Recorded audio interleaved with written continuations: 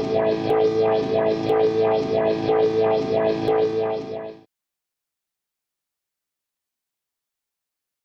what's going on, guys? Brian from Zombie Guitar here. Here in this lesson, we're going to take a look at 10 different ways to play dominant 7th chords using the CAGED shapes as our starting point, and then making some adjustments to the intervals of the CAGED shapes in order to create dominant 7th chords. All right, so there's definitely more than 10 ways to play dominant 7th chords, but after we go through this lesson, you see basically how you can just kind of manipulate basic major chords to create dominant 7th chords. You're going to understand how to make your own shapes anywhere you want on the fretboard, on any strings. It's very simple. So if there's anything that I talk about, I move too quickly with anything, you can always check the links below. I always post links to relevant lessons, goes more in depth on any topics, specifically the CAGED system in case you don't know what that is. You can also just check out my website. All of my lessons are available on my website, zombieguitar.com. It's all there. So with that said, let's get started with the lesson.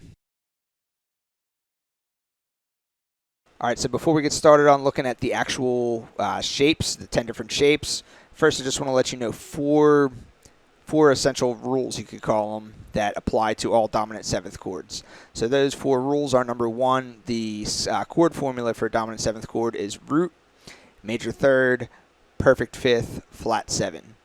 Those are the intervals that comprise a dominant 7th chord. All right, so that's number 1. The second thing is, anytime you're playing a dominant 7th chord, you can at any time eliminate the root, or you can eliminate the 5th, and it'll still have the characteristic sound of that particular dominant 7th chord. It's really the major 3rd and the flat 7 interval that's really what gives it its sound. If you don't know what I'm talking about just at this point, bear with me. You're going to understand what I'm talking about as we go through this lesson. The third thing is the flat 7th interval can always be found one whole step below the root. So as long as you know where the root is of any major chord, the flat 7th scale degree, which gives it that dominant 7th sound, is found one whole step below the root.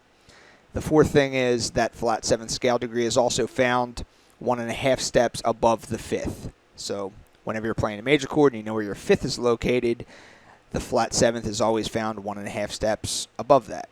So as we go and work through these shapes, the different CAGED shapes, you're going to see how I make these alterations, applying those 4 rules that I just said in order to create these dominant 7th chords. So let's go ahead and do that now. All right, so in this lesson, we're going to be looking at all A dominant 7th chords. Every chord that we create is going to be an A dominant 7th chord, and it's going to come from the CAGED shapes. Okay, so you have the C shape, the A shape, the G shape, the E shape, and the D shape. That's the CAGED system. Check out the lesson below on the CAGED system if you don't know what that is. But so basically, we're just going to start out looking at the A major chord in the C shape. So A major chord in the C shape, you find your root note A on the A string. Here's your root note A right here, 12th fret A string. You put your pinky there, and then you apply this shape. This would be the A major chord in the C shape. You can see that the intervals are labeled here. So this is your root, 3rd, 5th, root, 3rd.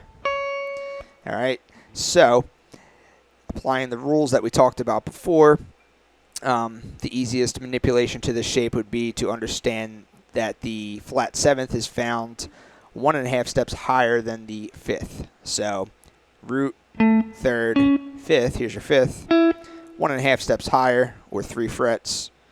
There's a flat 7 right there. Okay, so playing this and this and this together, you have an A7 chord. All right, so we're not playing the 5th right now. We're just playing the root, we're playing the 3rd, and we're playing the flat 7th, but that was one of the other rules. You can at any point eliminate the root or the 5th, and so long as the flat 7th and the major 3rd intervals are still there, it's still going to maintain its sound. So this is an A dominant 7 chord right here. All right, so that's your first shape. The next one is going to come from an A major chord in the A shape. All right, so the A major chord in the A shape, you find your root note A on the A string. Here it is, 12th fret. This would be your A major chord in the A shape. Otherwise, just a regular bar chord shape. So most people know this bar chord shape and they don't if they don't know the CAGED system, they still know the shape because it's just a regular A major bar chord. All right, so let's make a dominant 7th chord out of this one. So we can do the same thing. You know that if this is your root, this is your 5th, this is your root, this is your 3rd, this is your 5th. 1.5 steps higher than the 5th would be that flat 7th scale degree. So 1.5 steps is 3 frets. So your flat 7th scale degree is found here. So this is an A dominant 7 chord. All right, so that's your second one. You could also start back over with the A major chord in the A shape. And you could find your root here on the G string, 14th fret, and then also know that the flat 7th is always found 1 whole step lower than the root. So you also have a flat 7 scale degree here. So this is also an A dominant 7 chord.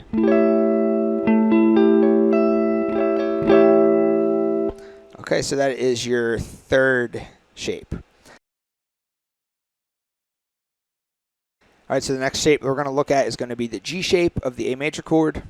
So you locate your G shape by finding your root on the low E string. So our root note A is here on the 5th fret. You also have one up here on the 17th fret. We can just work down here in this area.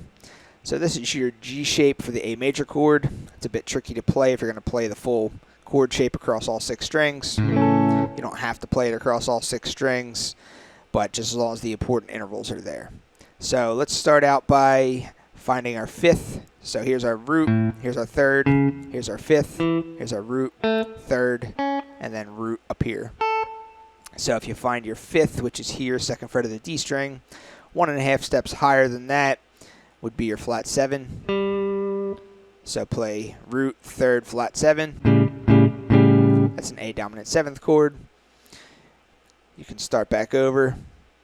You can also play this by taking your root up here, which is up here on the 5th fret high E string. 1 whole step lower than the root, you're always going to find a flat 7.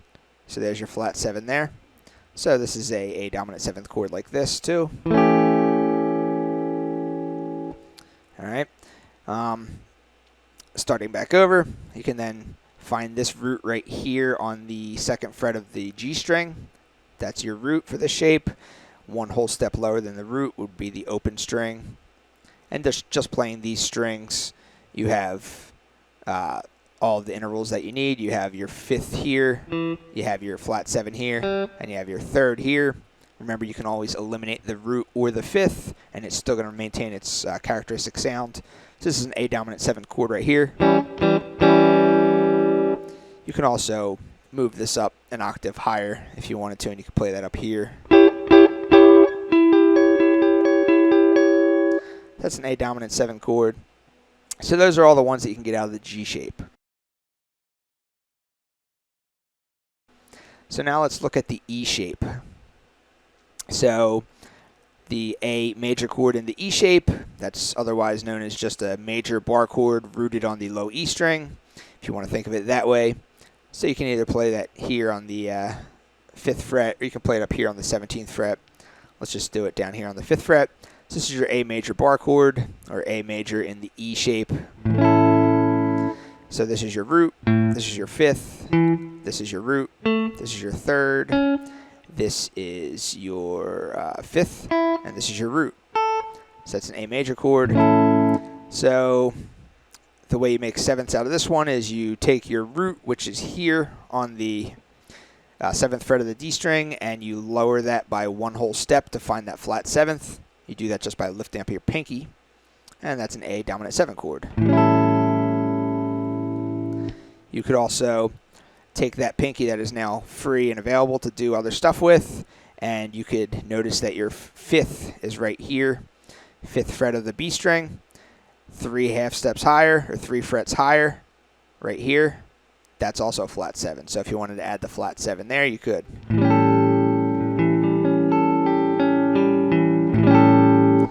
All right, so no pinky, pinky. Both A dominant 7th chords. So that's the E shape. so the final one is going to be looking at the A major chord in the D shape. So you find your A major chord in the D shape by locating your root note on the D string. So the root note on the D string, you have one right here, 7th fret, that's your note A. You could apply this D shape of this A major chord. This is the hardest one to play in my opinion. So I never actually play that full chord shape, but still that's the A major chord in the D shape. So let's just, let's start out by looking at this root right here. Well, you have your root, you have your 5th, you have your root, and you have your 3rd. So let's take the root right here, 10th fret of the B string, and lower that by one whole step, because that's where your flat 7th is found. And you have an A7 chord here.